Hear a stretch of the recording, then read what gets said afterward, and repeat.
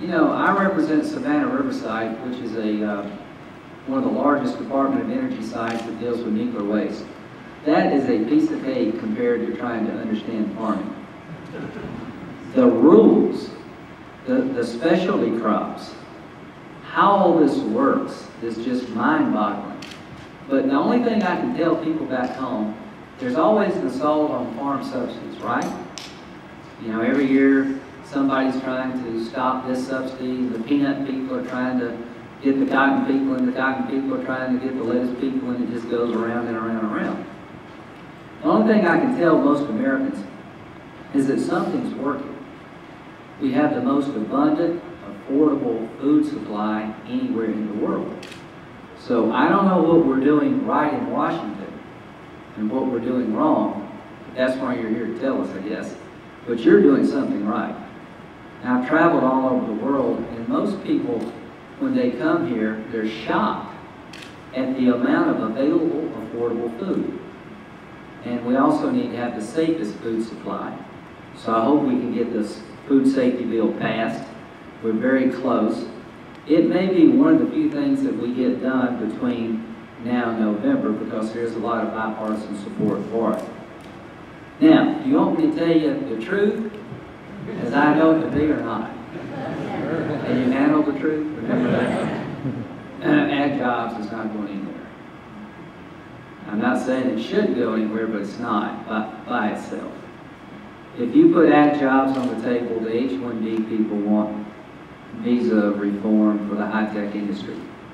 And if you start granting citizenship paths, legalization to the foreign workers, people in other parts of the country are going to want the same treatment. The truth of the matter is there's a lot of support for the AgJobs, there's a lot of support for the DREAM Act, but nothing's going to happen piecemeal.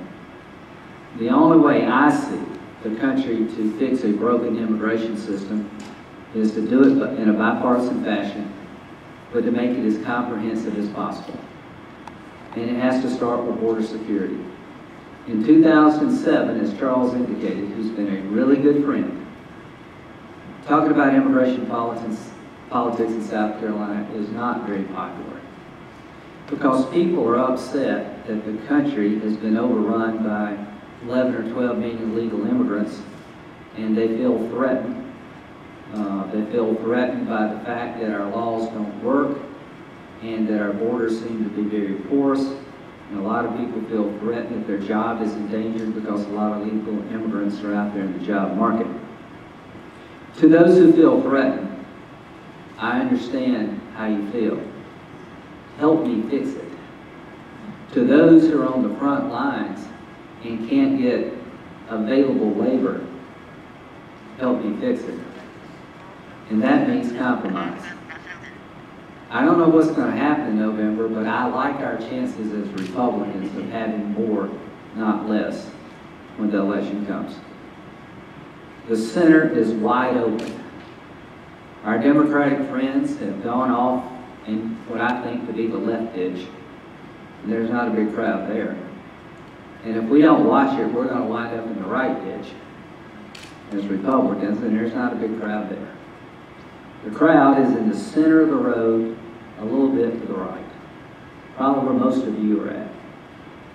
And what I'm trying to do is create momentum for a compromise that will allow the country to deal with the problems that plague us the most. How many of you have a hard time finding labor? Legal labor. Okay. I feel your pain. And AgJobs is a way to allow you to get legal labor in a win-win situation where the people from other countries, once jobs are not being filled by American citizens, can come here and experience the ability to earn a living here they couldn't earn at home, and a lot of them will go back and build a better country from where they came. And your businesses will benefit. America has a problem. Demographically, we're challenged. The average age now is pushing 80. When I was born in 1955, there were 16 workers for every Social Security recipient. Today there's 3, in 20 years it'll be 2. So that's putting a strain on Social Security and Medicare. The baby boomers are about to retire in droves. Who's going to provide medical services? And quite frankly, where do we get the labor to grow this economy when the 18 to 49-year-old workforce is stagnant in terms of national growth? Rational immigration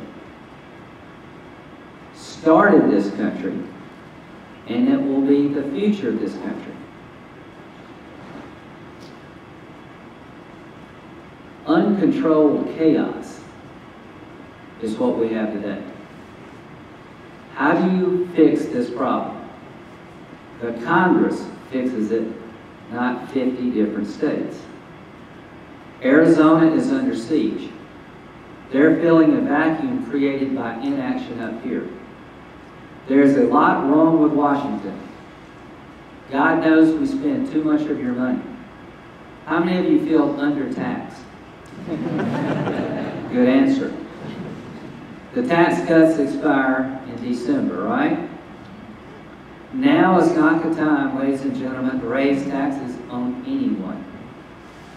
No matter how much money you make, now's not the time to take more of it, because that means there's less money in the private sector to create jobs that we desperately need. How many of you make over $250,000 a year? You don't have to raise your hand. There are people watching. I don't care if you do. I'm happy if you do. I want you to pay your fair share. 35% is a gracious plenty to give to the federal government. I don't care if you make $100 million. You start shortstop for the Braves. 39.6%, which will be the new tax rate if we do nothing, is too much to take from anyone. Because taxes affect the ability to create jobs in a global economy. It's not about the wealthy person. It's about a tax code that will create a job for those who want to pay the bills. So if the tax code makes this country less competitive, we will do what Barbara said. People will start going to Mexico, not because of immigration problems, but because of tax problems.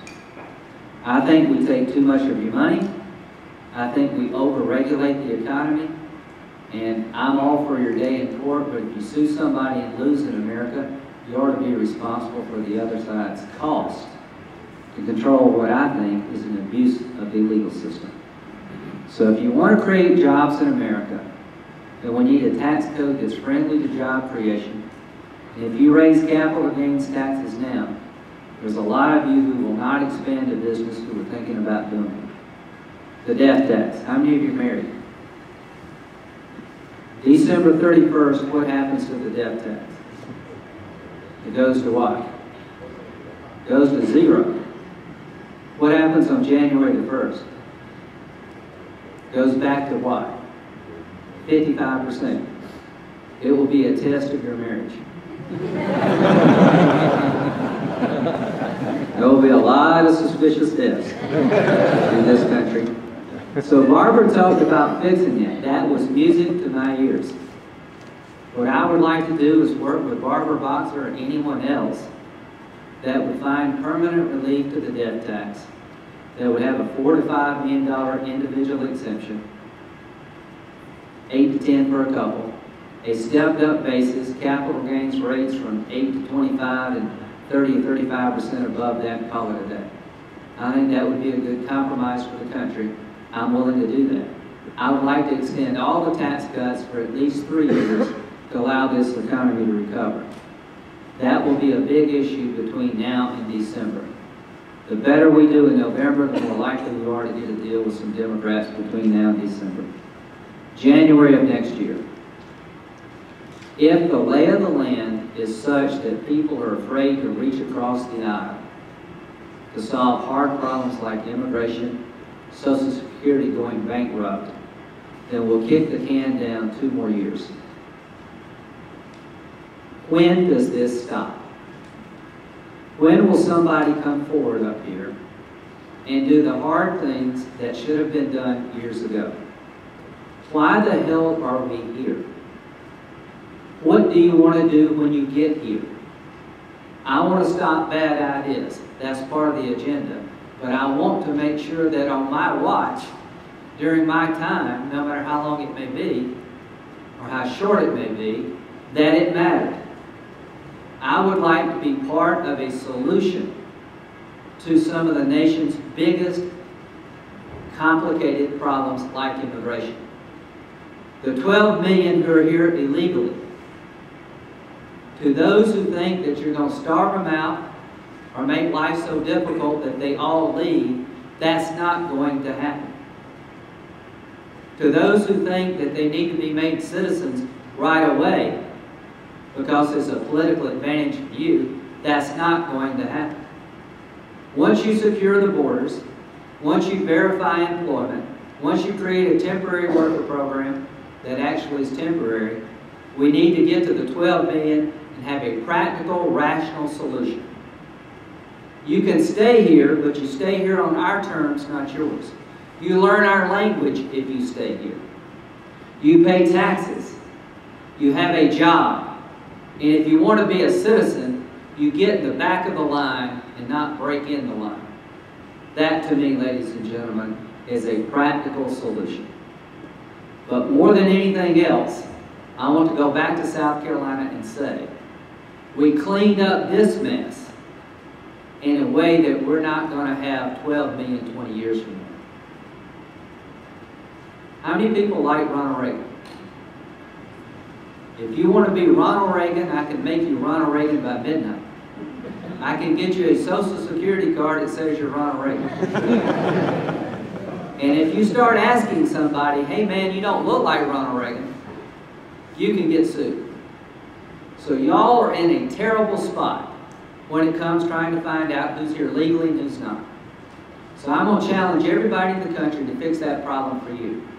All of us need to take our Social Security card and turn it into a biometric document where we have our photo on it, a fingerprint, some kind of identifying information, so that when you apply for a job, whether it be in the food industry or anywhere else, an employer can verify that you are who you say you are. If we will all do that, it will be easy to find out who's here legally, and it will be hard to come here illegally. Those are the type of changes that are going to be necessary to prevent the third wave of illegal immigration. I don't know what's going to happen in the next Congress. I don't know who's going to be here. I know what you want to happen, and I know what you need to happen to be successful in your businesses. The one thing I would ask in this association, that to the new people who come here, spend some time talking to them about your problems. And don't let them off the hook with slogans for answers. Look them in the eye and ask them, what is amnesty? Is amnesty that everybody got to go back and go to jail? If that's going to be amnesty, then we'll never solve this problem. So ladies and gentlemen, this is your country. This is your Senate. This is your House. People are upset about their government. Are we upset because we do too much together up here? Are we upset because you can't get anything hard done in Congress? My belief is that if we work together for the common good, all boats would rise. You come here routinely, you're begging the Congress to solve a problem that you can't solve for yourself. It is my hope that next year, the Congress will try to do the things that you have to do every day. Find middle ground and move your business forward. God bless you.